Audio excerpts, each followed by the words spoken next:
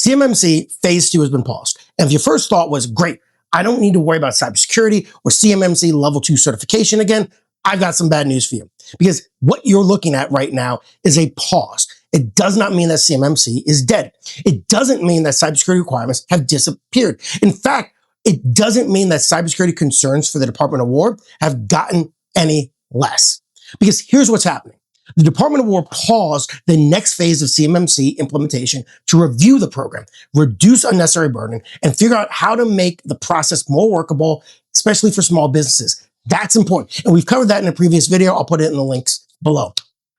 The government contractors, though, still need to protect federal contract information, FCI. And if you handle controlled unclassified information, CUI, you still need to understand what level 2 readiness is going to require, because we're going to get back there eventually. This is something that the Department of War is going to do. So the real question is not, can I ignore CMMC now? The real question is, how do I use this extra time wisely? How do I actually make sure that I benefit from this pause, either because I thought CMMC Level 2 certification was too expensive and I was going to get out of the Department of War contracting, or I just thought to myself, I'm not even going to start.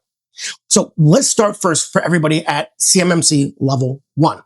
CMMC Level 1 is basic cybersecurity foundation for contractors handling federal contract information. And guys, by the way, some of it's really basic. You should be doing this for your company. This means things like controlling who has access to your systems, making sure only authorized people can view contract information, training your team on basic cyber hygiene, and having some level of process instead of, well, Dave knows the password and Dave's on vacation. And yes, you and I have always experienced that. So that's actually real. Level 1 is not supposed to be an impossible mountain. It's the baseline. It's the part that says we are a real business, we protect customer and government information, and we are not running national defense work out of a shared spreadsheet. That's important because there's a lot more companies than you might imagine that have done that. The biggest mistake contractors and you may be making right now is treating this pause like a cancellation. It's not a cancellation. It's breathing room for you. It's room for you to catch up to the companies that have already been certified as CMMC Level 2.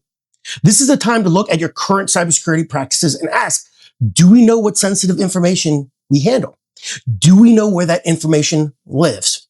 Do we know what information we have access to? Do we know who has access to it? Do we have basic policies written down? And do we have evidence that we actually follow those policies? Because when CMMC requirements tighten again, and they will, the contractors who use this time well, they're going to be in a much better position. The contractors, on the other hand, who have waited, well, they're going to be doing what contractors do best under pressure, panicking. And you've probably seen that as you saw the unleashing of CMMC Level 2 certification when nobody thought it was actually going to move forward. The other reason why this matters, by the way, is getting organized for CMMC Level 1 can make your path to CMMC Level 2 much easier. Get the groundwork done right now.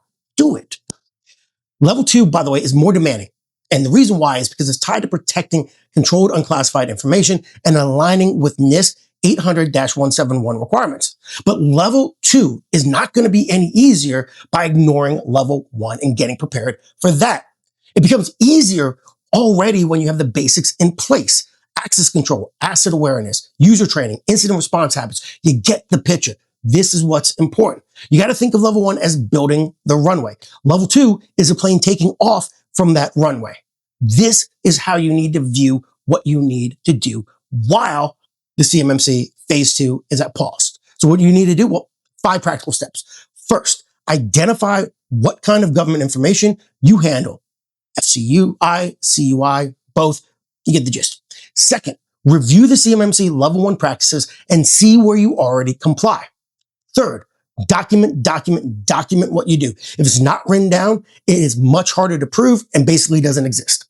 Fourth, fix the obvious gaps. Shared documents, shared accounts, weak passwords, unmanaged devices, list goes on and on again.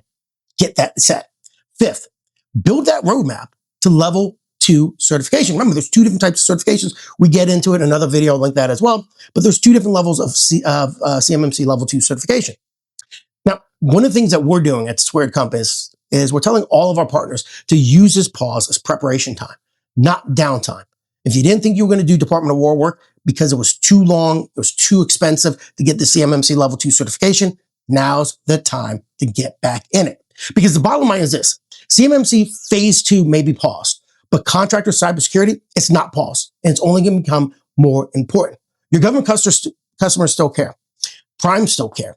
Contracting officers still care. And when requirements come back into focus, you don't want to be the one starting from zero and playing catch up.